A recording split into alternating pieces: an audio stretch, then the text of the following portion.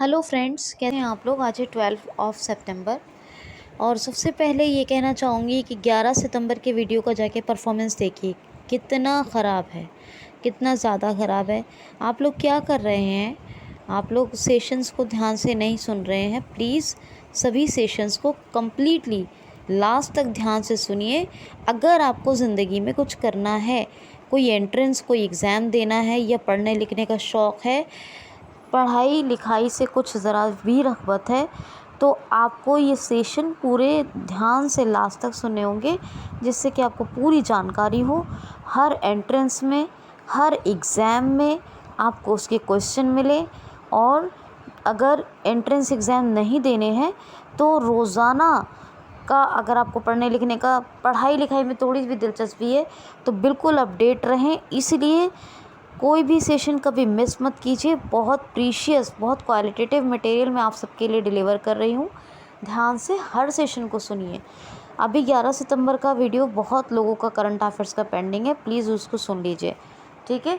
आज हम most interesting, जो पढ़ने में और पढ़ाने में मेरा बहुत फेवरेट है, पढ़ने पढ़ाने के सेंस में कह रही हूँ फेवरेट, जो दिल्ली सल्तनत की लास्ट डायनेस्टी है, कौन सी, लोधी डायनेस्टी, वो मैं आज आपके लिए लेकर आई हूँ। यानी मिडिवल इंडिया का एक वीडियो लेकर आई हूँ, जो मध्यकालीन इतिहास का वीडियो है। और ये दिल्ली सल्तनत का आखिरी वीडियो है। यानी इसके बाद हम मुग़ल एम्पायर पढ़ेंगे और मिडिवल इंडिया को टाटा बाय बाय कहेंगे, ठीक है। तो ये दिल्ली सल्तनत का लास्ट डायनेस्टी है। पढ़ने पढ़ाने में बहुत ही ज़्यादा मुझे पसंद है, क्योंकि इसमें काफ़ी कुछ अच्छी बातें पढ़ने को मिलेंगी, ठीक है। तो हम लोग शुरू करते हैं आज का सेशन। वही बात कहूँगी, चाहे हिस्ट्री हो, चाहे वो कोई कंप्यूटर का सेशन हो। वैसे तो अब मैं प्रोग्रामिंग आप लोगों को पढ़ाऊँगी ही नहीं। मैंने सोच लिया है कि अब मैं कंप्यूटर का कुछ भी प्रोग्रामिंग का नहीं पढ़ाऊँगी, क्योंकि आप लोग जो है प्रोग्रामिंग के में ज़्यादा इंटरेस्ट लेते नहीं है, तो इसलिए उसको पढ़ाना अब बेकार है। अब ये HTML का मैंने लास्ट इंट्रो वीडियो जो किया है ना, तब से मैंने डिसीजन ले लिया कि अब आपके लिए टाइम वेस्ट नहीं किया जाएगा प्रोग्रामिंग में, बिल्कुल भी, ठीक है। तो अब आपको हम पढ़ाएंगे सिर्फ GS इंग्लिश और current affairs. GS English, current affairs, computer को अब मैं निकाल दूँगी।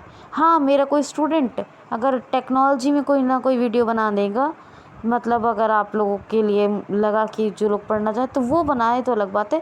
लेकिन क्योंकि मैं तो सीक्वेंस में पढ़ाती हूँ ना, जैसे बेसिक पढ़ाया, एडवांस, तो मैं उसको चांस दे सकती हूँ। अगर मेरा कोई स्टूडेंट बनाना चाहे तो, अगर मुझे कहें कि मैं टेक्नोलॉजी रिलेटेड वीडियो बना दूँ, तो आप लोगों को पढ़ने के लिए दे दें, जिससे कि मतलब अगर जो सीखना चाहें तो सीखें टेक्नोलॉजी में।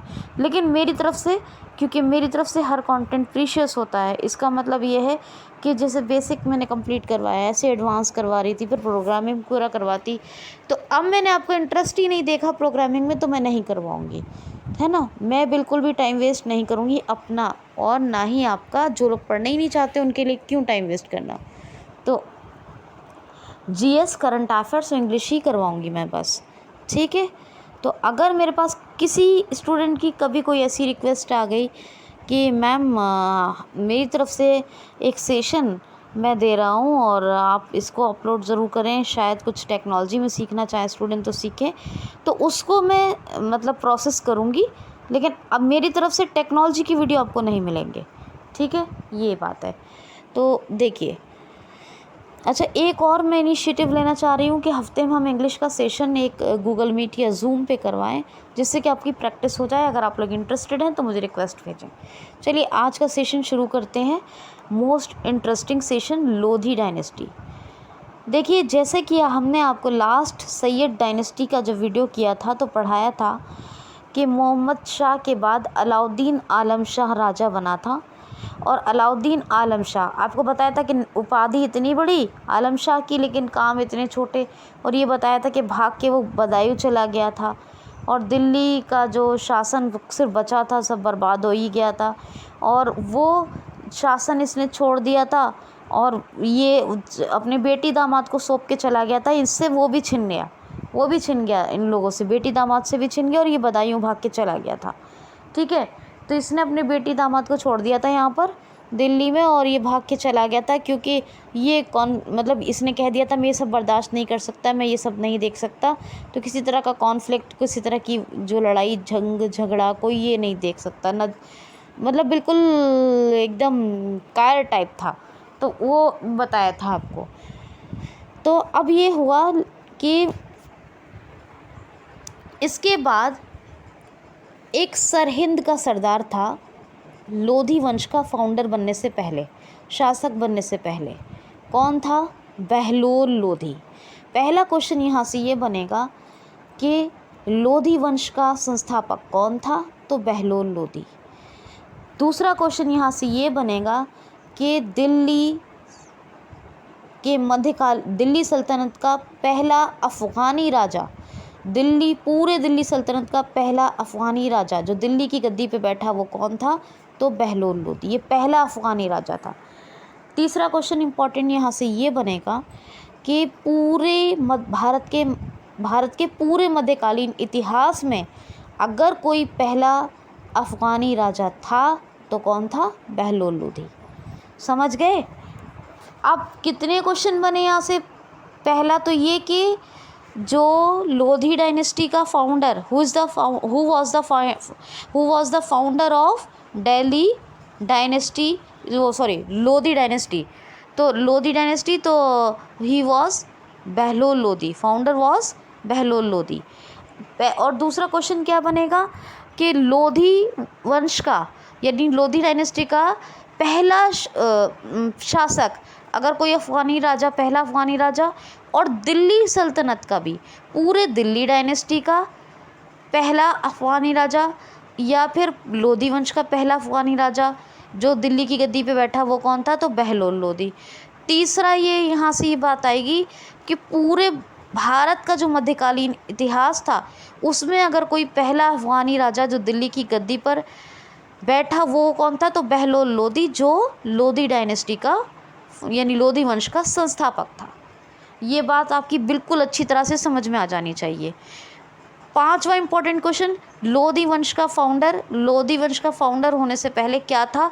तो ये सरहिंद का गवर्नर था। क्या था? सरहिंद का गवर्नर था। तो तुरंत से 5-6 क्वेश्चन यहाँ से तुरंत बन गए। सरहिंद का गवर्नर था, ये भी पूछा जा सकता है। और ये अफ़गानी राजा वाली बात तो किसी भी सूरत में दिल्ली सल्तनत का पहला राजा जो अफ़गान और पूरे मध्यकालीन या फिर लोधी वंश का पहला राजा, किसी भी तरीके से इसको पूछा जा सकता है। तो फाउंडर कौन था? बहलोल लोधी। जब भी हम लोधी वंश की बात करें तो हमारे दिमाग में कई बातें आ जाती हैं, जैसे कि क्या? जैसे कि शायद सिकंदर लोधी का नाम ज़्यादा याद रहता है कि वो होगा इसका शासक, मतलब फाउंडर वो होगा। लेकिन फाउंडर और पावरफुल व्यक्ति हमेशा सेम हो ऐसा कभी नहीं होता है। मोस्टली चांसेस ऐसे होते हैं कि फाउंडर कोई और होता है और पावरफुल व्यक्ति कोई और होता है, शक्तिशाली मतलब राजा या कोई व्यक्ति कोई और होता है। ठीक है, तो ऐसा सेम हो ऐसा कभी नहीं होता है। आपने देखा भी होगा, मैंने बहुत सी डायनेस्टी पढ़ाई है आपको, जिसमें से 4 पढ़ा चुकी हूँ। गुलाम वंश, उसके बाद मैंने पढ़ाया आपको ये खिलजी वंश, उसके बाद फिर मैंने पढ़ाया तुगलक वंश, और उसके बाद मैंने पढ़ाया आपको सैयद वंश। यानी 4 डायनेस्टी पढ़ा दी। आज लास्ट डायनेस्टी पढ़ा रही हूँ, सैयद डायनेस्टी। और आपको बताया था कि सबसे बड़े एरिया वाइज अगर हम देखें तो किसने जो है शासन किया है एरिया वाइज? तो तुगलक वंश ने। सबसे ज़्यादा टाइम किसने शासन किया है? आप बताएंगे, लास्ट वीडियो में बताया है मैंने आपको। तो अब ये बहलोल लोधी जो है 1451 में दिल्ली में लोधी वंश का पहला राजा बनता है, 1451 में। और इसने कम से कम ये समझ लें 38 साल राज्य संभाला। 38 साल बहुत लंबा पीरियड था। और ये जो है लोधी वंश का यानी बहलोल लोधी, इसने क्या करा? सबसे पहले तो जौनपुर को अपने राज्य में मिलाया। आपको पता है सैयद डायनेस्टी के जो राजा थे वो ऐसे ही थे, राज्य छिनता चला गया। ये तो एक्सटेंड ही नहीं कर पाए राज्य को, है ना, फैला ही नहीं पाए, ना ही मतलब ज़्यादा कारगर साबित नहीं हुए। वो अरब के राजा थे, ये जो है अफ़गानी राजा हैं। ठीक है, तो ये क्या वो अरब से आए थे या अफ़गान से आए हैं। आप देखिए, ये जो 1451 पे जब सीट पे बैठा तो इसने सबसे पहले ये सोच लिया कि मुझे जौनपुर को अपने दिल्ली सल्तनत में, मतलब दिल्ली राज्य में वापस लेना है, क्योंकि जौनपुर छिन चुका था, आपको बताया है भी। तो जो जौनपुर में जो राजा था वो था हुसैन शाह। उस टाइम पे कौन था? हुसैन शाह। हुसैन शाह से इसने जौनपुर को जीत लिया और विलय कर लिया दिल्ली सल्तनत में। तो पहले तो इसने सबसे पहला काम ये किया कि इसने जौनपुर को वापस लिया। दूसरा काम इम्पॉर्टेंट ये किया इसने कि ये बहुत अच्छा व्यवहार किया इसने, सबके साथ बहुत अच्छा व्यवहार किया। और स्पेशली ये अपने अंदर ये चीज़ नहीं दिखाता था कि मैं सुल्तान हूँ, मैं ही मतलब सुपीरियर हूँ, इसके अंदर ये वाली बात नहीं थी।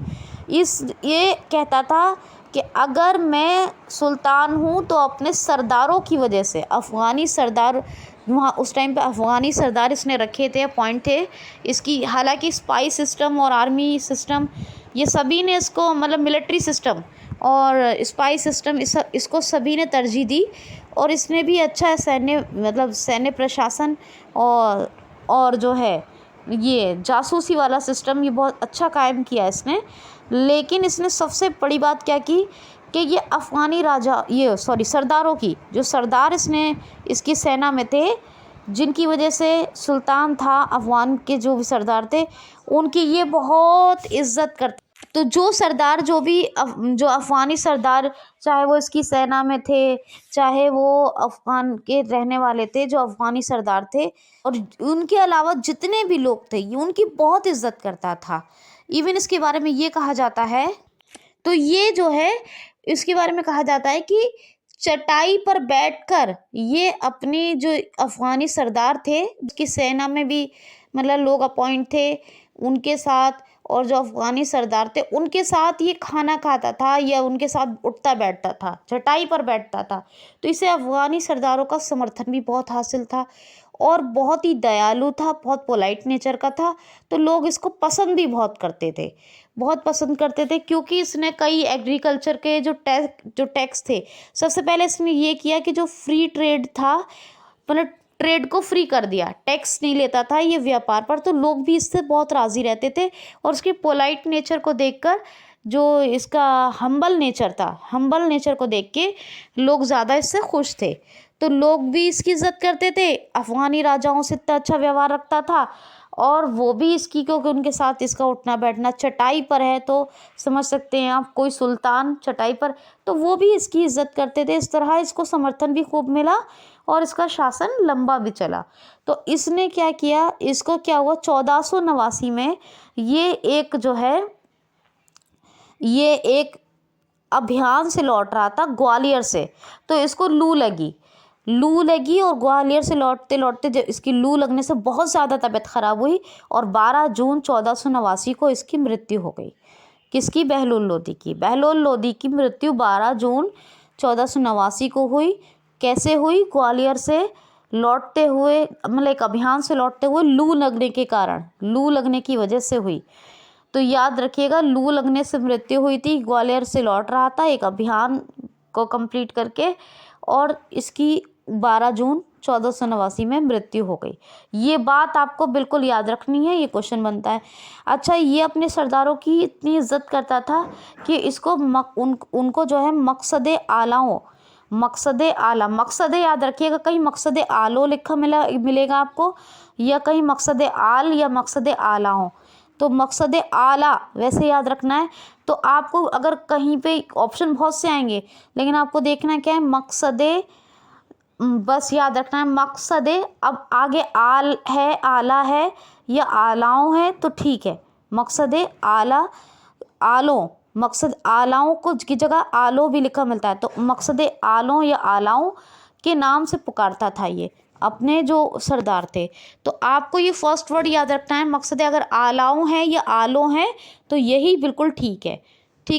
तो मकसद आलों या मकसद आलाओं के नाम से पुकारता था ये अपने सरदारों को, ठीक, ये याद रखना है। अब इसके बाद 1489 में जब इसकी मृत्यु हुई तो इसका बेटा सिकंदर लोधी सुल्तान बना। सेकंड जो अफ़गानी रूरल बना, मतलब अफ़गानी राजा बना जो दिल्ली की गद्दी पे बैठा, दिल्ली सल्तनत की गद्दी पर, वो लोधी वंश का दूसरा शासक और दिल्ली सल्तनत की आखिरी सल्तनत। और अफ़गानी राजाओं में बात करें तो दूसरा अफ़गानी राजा जो गद्दी पर बैठा दिल्ली की, वो कौन था? सिकंदर लोधी। अब सिकंदर लोधी का जो शासन काल था वो कितना था? वो इसका था यानी 1489 से लेके और 1517 तक, 1489 से 1517 तक। तो 1451 से 1489 तक किसका रहा? बेलोर लोधी का। लेकिन 1489 से लेके 1517 तक रहा सिकंदर लोधी का। Sikandar Lodhi art and literature का बहुत बड़ा प्रेमी था, यानी बहुत लवर था। किसका? आर्ट एंड लिटरेचर, यानी कला और साहित्य। सबसे पहला इसने ये काम किया, ये शहनाई को बहुत पसंद करता था, शहनाई को बहुत तरक्की मिली, बहुत संगीत प्रेमी बहुत था ये, बहुत ज़्यादा। और इसने क्या किया? एक बुक लिखवाई अपने नेतृत्व में, एक बुक लिखी, उसका नाम है लज़्ज़ते सिकंदरी। क्या नाम है? लज़्ज़ते सिकंदरी। पूछा जाएगा कि सिकंदर लोधी, या फिर पूछा जाएगा लोधी वंश के किस शासक के काल में, कैसे भी पूछा जाएगा, या फिर बुक का नाम दे दिया जाएगा किसके द्वारा लिखी गई। तो आपको याद रखना है, कैसे भी क्वेश्चन आ सकता है कि यानी दिल्ली सल्तनत की आखिरी सल्तनत लोधी डायनेस्टी, अगर ये पूछा जाएगा तो उस सल्तनत का नाम, या फिर लोधी वंश के किस राजा? सिकंदर लोधी। और कौन सी बुक? लज़्ज़ते सिकंदरी। ये बहुत आज तक मोस्ट इम्पॉर्टेंट मानी जाती है ये बुक। ये लिखी गई सिकंदर लोधी के शासन काल में, इसने ये लिखवाई बुक, अपने नेतृत्व में लिखवाई, अपना सहयोग दिया कि ये कौन सी? लज़्ज़ते सिकंदरी। और एक बात आपको ये याद रखनी है, दूसरी बात ये याद रखनी है कि ये जो है दुनिया भर में अगर ज़मीन की पैमाइश करने के लिए कोई, मतलब उस टाइम पे अगर कोई इंस्ट्रूमेंट ईजाद किया तो किसने किया? सिकंदर लोधी ने। यानी गज़े सिकंदरी नाम का एक इंस्ट्रूमेंट बनाया जिससे भूमि मापन किया जाता था, यानी ज़मीन की पैमाइश की जाती थी। इसमें पूछा जाएगा कितने नंबर थे, तो इसमें 32 अंक थे। कितने? 32 अंक थे। और दुनिया में सबसे जो मतलब वैसे तो दुनिया भर का इतिहास है अपना, लेकिन भारत का इतिहास सबसे अलग रहा। और उसमें भी सबसे बड़ा ये काम हुआ कि उस टाइम पर अगर भूमि पैमाइश यानी भूमि मापन के लिए अगर कोई इंस्ट्रूमेंट ईजाद किया तो किसने किया? सिकंदर लोधी ने। कौन सा? गज़े सिकंदरी। ये 30 इंच का होता था गज़े सिकंदरी, और इसमें 32 अंक होते थे, याद रखना है आपको। ऐसा आपको कोई नहीं बताएगा इतना एक एक चीज़ इतना डिटेल में, मैं बहुत डिटेल में बता रही हूँ आपको। तो ये 30 इंच का और 32 अंक का और गज़े सिकंदरी। और उस टाइम पे कोई ऐसा इतना बेहतरीन इंस्ट्रूमेंट मौजूद नहीं था, कोई मतलब इस तरह का कोई ऑर्नामेंट नहीं इंस्ट्रूमेंट मौजूद नहीं था। कौन सा? गज़े सिकंदरी, जो इसने बनाया सिकंदर लोधी ने। ये पूछा जाएगा, 100% क्वेश्चन बनता है यहाँ से, याद रखना। सिकंदर लोधी से बहुत क्वेश्चन बनते हैं। अभी आपको एक बुक का नाम बताया, अभी आपको ये बताया गज़े सिकंदरी। और सिकंदर लोधी का बचपन का नाम क्या था? निज़ाम खां। क्या नाम था? निज़ाम खां। लेकिन इसने उपाधि किसकी ली थी? सिकंदर लोधी की। देखिए, सिकंदर नाम के और भी राजा हुए, लेकिन उन्होंने कुछ नहीं किया, इसने बहुत कुछ किया। जैसे कि आगरा की स्थापना की। आगरा 1504 में आगरा को इसने मतलब आगरा नाम का शहर आबाद किया। आगरा को स्थापित किया किसने? सिकंदर लोधी ने। और पूछा एक क्वेश्चन और आता है, मोस्ट इंटरेस्टिंग क्वेश्चन और मोस्ट फेमस, कि मुगलों दिल्ली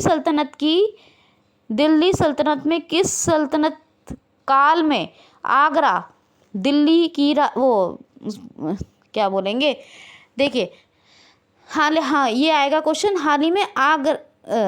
मुझे करंट अफेयर पढ़ाने की आदत पड़ गई ना, तो हाल मेरा रिसेंटली हमेशा होठों पे रहता है। तो क्वेश्चन आएगा कि मतलब आगरा, मुगलों से पहले आगरा को किस सल्तनत काल में राजधानी बनाया गया? तो यही है आप खुद अंदाज़ा लगाइए। मैंने आपको सैयद डायनेस्टी पढ़ाया, इससे पहले मैंने आपको तुगलक पढ़ाया, उससे पहले मैंने आपको खिलजी पढ़ाया, उससे पहले मैंने आपको गुलाम वंश पढ़ाया। क्या किसी ने आगरा नाम का शहर बसाया था? नहीं। तो सिकंदर लोदी ने 1504 में आगरा नाम का शहर ही आबाद नहीं किया, बल्कि इसने 1506 में अपनी कैपिटल भी बनाया। तो दिल्ली सल्तनत में किस सल्तनत के राजा ने अपनी राजधानी आगरा को बनाया? तो सिकंदर लोदी ने, क्योंकि 1504 में इसने आगरा शहर को ही बसाया था और 1506 में इसने सिकंदर लोदी ने अपनी कैपिटल बनाया। किसको? आगरा को। ये बात याद रखना। मुग़लों, उसके बाद जो बना है आगरा कैपिटल, वो मुग़लों के काल में बनाया है। ठीक है, कब बना है? मुग़लों के काल में। और आपको पता है किसके काल में रहा है? ये तो बहुत आसान है, कमेंट बॉक्स में आप लिखते रहें बिल्कुल ध्यान से। तो ये जो है मुग़लों के काल में राजधानी किसके काल में रहा आगरा, वो बताइए। उससे पहले मुग़लों, क्वेश्चन कैसे आएगा? दिल्ली सल्तनत की किस सल्तनत काल ने अपनी राजधानी आगरा को बनाया? तो लोधी वंश ने। किस राजा ने बनाया? सिकंदर लोधी ने, क्योंकि सिकंदर लोधी ने आगरा को बसाया और आगरा को राजधानी बनाया। और ये भी क्वेश्चन आ सकता है कि मुग़लों से पहले किस राजा ने, ये किस सल्तनत ने अपनी राजधानी आगरा को बनाया? तो लोधी वंश ने और सिकंदर लोधी ने, क्योंकि 1504 में, डेट याद रखिएगा, कब आबाद हुआ आगरा शहर? 1504 में। और कब राजधानी बना? 1506 में। ईयर याद रखना है। 1504 में आगरा को आबाद किया, यानी आगरा को स्थापित किया। 1506 में सिकंदर लोधी ने आगरा को अपनी कैपिटल बनाया। नेक्स्ट क्वेश्चन बनेगा कि ये कविताएं बहुत लिखता था। कौन सी? क्या लिखता था? पोइट्री बहुत लिखता था सिकंदर लोधी, क्योंकि अभी बताया कला और साहित्य का प्रेमी था। तो सिकंदर लोधी ने एक जो है कविताएं बहुत लिखता था। तो इसका पूछा जाता है कि सिकंदर लोधी जिस भाषा में कविताएं लिखता था वो भाषा कौन सी थी? फ़ारसी।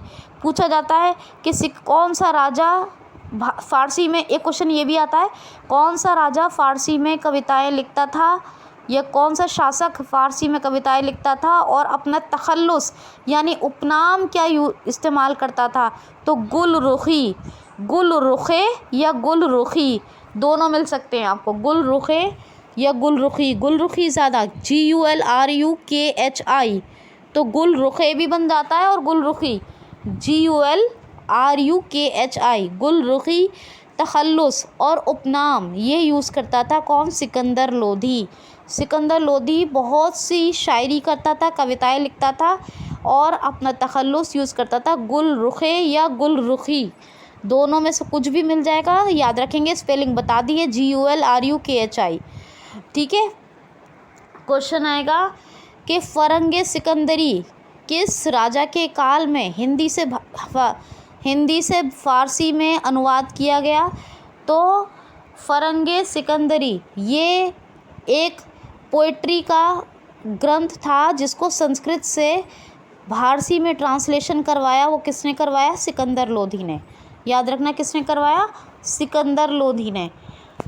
तो ये आप याद रखेंगे, ठीक है, बिल्कुल भूलना मत। तो कितनी बातें हो गई? एक तो फ़रंगे सिकंदरी का अनुवाद हुआ। फ़रंगे सिकंदर बहुत हैं तो याद रखना है आपको। सिकंदर लोधी ने इसको संस्कृत से फ़ारसी में ट्रांसलेशन करवाया। कौन सी किताब लिखी थी? तो लज़्ज़त सिकंदरी। कौन सा ज़मीन पैमाइश का इंस्ट्रूमेंट बनाया? भूमि मापन के लिए, तो ये गज़े सिकंदरी। कौन सी?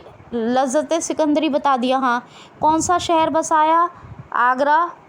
किसने कैपिटल बनाया? क्योंकि इसने ही बसाया है तो कैपिटल कौन बनाएगा? यही बनाएगा। कब बसाया? 1504 में। कैपिटल कब बना? 1506 में। मुग़लों से पहले लोधी वंश ने बनाया और उसमें भी सिकंदर लोधी ने। कौन सा ग्रंथ था ये? तो ये फ़रंगे सिकंदरी था और उसका ट्रांसलेशन संस्कृत से फ़ारसी में करवाया था सिकंदर लोधी ने। ठीक है, समझ में आ गई बात? इतने सारे क्वेश्चन बन रहे हैं इससे। अच्छा, अब सिकंदर लोधी का क्या था कि इसका 1517 में नवंबर में इसकी नवंबर में 21 नवंबर 2000 क्यों याद आ रहा है, 21 नवंबर 1517 में सिकंदर लोधी की मृत्यु हो गई अचानक। किसकी? कब? 21 नवंबर नवंबर, एक याद है, अगर रहे तो ठीक है, नहीं रहे तो कोई बात नहीं, 21 नवंबर 1517 में। अब इसका एक बेटा था इब्राहिम लोधी। पहले से ही इसका दो बेटे थे, एक इब्राहिम लोधी, एक जलाल ख़ां। कितने? इब्राहिम लोधी और जलाल ख़ां, दोनों में ही झगड़ा चलता था आपस में दोनों भाइयों में कि राजा कौन बनेगा, पिता के बाद राजा कौन बनेगा। तो इस बात पर सहमति हुई थी कि ठीक है, आधा राज्य तुम ले लेना, आधा मैं। तो इसका जो है, जैसे ही इसकी डेथ हुई, किसकी?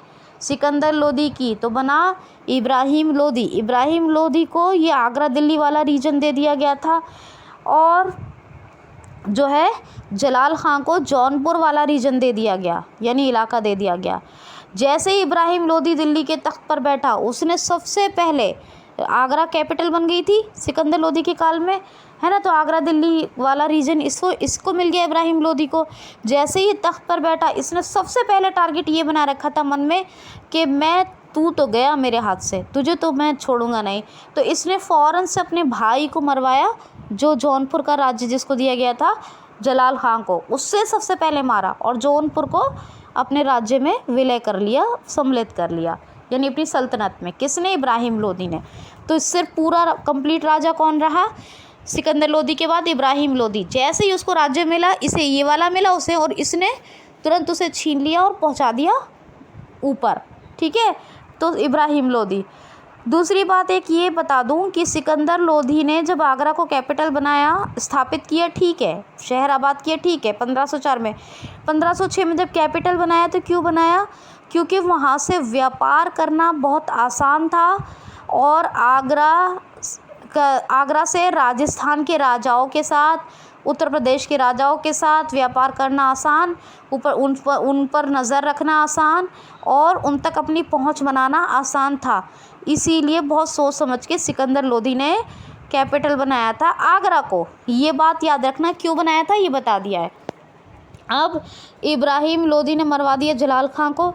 ये एक ऐसा राजा था कि इब्राहिम लोधी के अपने बेटे से भी इनसिक्योर फील करता था, ये अपने बेटे से, और जितने लोगों से इसको ख़तरा था, जितने लोगों से, इसने क्या किया, उन तमाम लोगों को मरवा दिया। जितने लोगों से ख़तरा था इसको कि इसका शासन कोई छीन सकता है, इसकी सल्तनत में कोई दखल दे सकता है, इब्राहिम लोधी ने सबको मरवा दिया। मगर इसका चाचा था दिलावर ख़ां, तो दिलावर इसका चाचा था। तो दिलावर ने सोच लिया था कि इब्राहिम तू नहीं बचेगा मेरे हाथ से, तुझे तो मरवाना ही पड़ेगा कुछ भी हो।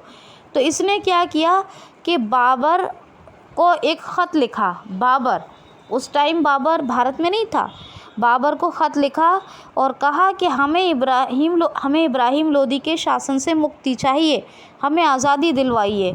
ठीक है, तो ये इसने ख़त लिखा और बाबर ने इसे कहा ठीक है, मैं आपको उसके शासन से मुक्ति दिलवाऊंगा। इधर ये हुआ था कि राणा सांगा जैसे ही 1517 में ये बना, 1517 से 1526 तक बना राजा कौन? इब्राहिम लोधी। 1489 से 1517 तक रहा कौन? सिकंदर लोधी। तो 1517 से 1526 तक जैसे ही राजा रहा ये इब्राहिम लोधी, तो 1518 में इसकी एक लड़ाई हुई थी सिकंदर लोधी और राणा सांगा की। वो लड़ाई तो राणा सांगा यानी जंग तो जीत गया, वो जंग तो जीत ली, लेकिन राणा सांगा का एक हाथ कट गया था। जो राणा सांगा थे, इनका एक हाथ कट गया था। उन्होंने सोच लिया था ये कि इब्राहिम तुझसे तो मैं बदला ले ही लूँगा, तुझे तो मैं छोड़ूंगा नहीं, बदला लेना है मुझे अपने हाथ का। तो उन्होंने ये सोच लिया था। उन्होंने भी पत्र लिखा, राणा सांगा ने भी पत्र लिखा बाबर को। अब बाबर को जो है पत्र लिखा, बाबर ने वादा तो कर लिया, लेकिन वादा इब्राहिम उससे भी कर लिया था, इब्राहिम तुझे नहीं छोड़ूंगा, ये शपथ ले ली उन्होंने, राणा सांगा ने। अब बाबर ने वादा इससे भी कर लिया था, दिलावर से, उसके चाचा से, और बाबर ने वादा इससे भी कर लिया था। मतलब वादा पहले उससे किया, सिर्फ वादा तो नहीं किया राणा सांगा से, लेकिन ये ज़रूर कह दिया था ख़त में लिख के कि ठीक है, मैं आपको सेना भेजूँगा, मैं आपकी मदद के लिए सेना भेजूँगा, आप जंग करना चाहते हैं, युद्ध करना चाहते हैं तो मैं आपकी मदद करूँगा। तो ये उससे भी कह दिया था और उससे पहले वादा कर लिया था इब्राहिम लोदी के शासन से मुक्ति दिलाऊंगा। किससे? दिलावर से। तो जिससे पहले कहा है उससे वादा हो गया, जिससे बाद में कहा है उसकी मदद हो गई। तो अब क्या हुआ कि जो है बाबर और इब्राहिम लोदी के बीच में एक युद्ध हुआ। क्या हुआ? पानीपत की पहली लड़ाई कही जाती है ना, कि सुनिएगा, बाबर इब्राहिम लोदी के बीच में युद्ध हुआ। मगर बाबर के पास बहुत छोटी सी सेना थी, बहुत छोटी सी, बहुत मामूली सी सेना, मगर वो उस टाइम की जो मॉडर्न टेक्नोलॉजी थी उससे लेस थी। उस टाइम की मॉडर्न टेक्नोलॉजी से लेस थी। तोप, गोले वगैरह वगैरह, बारूद सब उस टाइम में जो होता था वो सब बाबर की सेना के पास था। और इब्राहिम लोदी की बहुत बड़ी सेना थी, बहुत बड़ी, लेकिन वो आधुनिक तकनीकों से लेस नहीं थी। अब क्या हुआ कि जब 1526 तक रहा ना, तो 1526 में बाबर ने इब्राहिम लोदी को मिट्टी में मिला दिया। बाबर ने सेना भेजी और बहुत छोटी सी सेना थी, बहुत ज़रा सी सेना थी, मॉडर्न तकनीक यानी टेक्नोलॉजी से बिल्कुल लेस थी, जो उस टाइम की मॉडर्न टेक्नोलॉजी थी उस टाइम में, ठीक है। और पहला पूरे भारत के इतिहास में, ना कि मतलब पूरे भारत की मिडिवल इंडिया के इतिहास में, पूरी हिस्ट्री में कोई ऐसा राजा नहीं है जो बैटल फील्ड में यानी युद्ध के मैदान में मरा हो। पहला राजा बना इब्राहिम लोदी, जिसका सर बाबर की जो सेना थी उसने काट दिया, सर काटा था लगा लीजिए, और युद्ध के मैदान में मर गया इब्राहिम लोदी। तो ये पहला पूरे मिडिवल इंडिया के अंदर, पूरी दिल्ली सल्तनत के अंदर, भारत के इतिहास के अंदर अगर कोई जंग के मैदान में मतलब ये क्या बोलेंगे, जिसकी डेथ हुई, जिसकी जंग के मैदान में, जिसकी बैटल फील्ड में डेथ हुई, युद्ध के मैदान में अगर कोई मरा तो कौन मरा? इब्राहिम लोदी। ये क्वेश्चन आता है 100%। इससे एक ही क्वेश्चन आता है कि पूरी भारत की हिस्ट्री के अंदर, मध्यकालीन इतिहास के अंदर या फिर दिल्ली सल्तनत के अंदर अगर कोई जंग के मैदान में राजा मारा गया तो वो कौन सा राजा था? इब्राहिम लोदी। 6 घंटे के अंदर बाबर की छोटी सी सेना ने इब्राहिम लोदी के पूरे शासन को छीन लिया था, मिट्टी में एकदम मिला दिया, मतलब पूरा शासन उससे हड़प लिया। 6 घंटे के अंदर उसको सब बिल्कुल काम तमाम कर दिया और सर काट दिया इब्राहिम लोदी का, और वो युद्ध के मैदान में मारा गया। तो युद्ध के मैदान में, बैटल फील्ड में पहला मारे जाने वाला शासक अगर कोई था तो इब्राहिम लोदी, ठीक है, ये याद रखना। तो बाबर 1526 से मुग़ल काल शुरू हो जाता है, वो पढ़ेंगे, मुग़ल एम्पायर शुरू हो जाते हैं। अब फिर क्या होता है, 1527 में एक और लड़ाई होती है बाबर और राणा सांगा के बीच, वो फिर आपको पढ़ाऊँगी। तो अब जो मुग़ल एम्पायर का जो काल है वो कब से शुरू हुआ? 1526। तो इब्राहिम लोदी से एक ही क्वेश्चन बनेगा कि पहला राजा जो युद्ध के मैदान में मारा गया पूरे मिडिवल इंडिया में, पूरे मतलब अगर दिल्ली सल्तनत में, तो वो पहला मारे जाने वाला राजा कौन था? इब्राहिम लोदी। इससे पहले आपने कोई नहीं सुना होगा कि जंग के मैदान में कोई मारा गया था, इब्राहिम लोदी मारा गया था। तो प्लीज़ QCL को ज़रूर सब्सक्राइब करें, नए लोग मेरी मेहनत को सफल बनाएं। मुझे मोटिवेट करने के लिए लाइक कमेंट करें, हर वीडियो को कंप्लीट वॉच किया करें, और जिस सोशल मीडिया प्लेटफॉर्म पर भी आप हैं वहाँ शेयर ज़रूर किया करें वीडियो को। आज के लिए इतना ही फ्रेंड्स, थैंक्स फॉर वॉचिंग।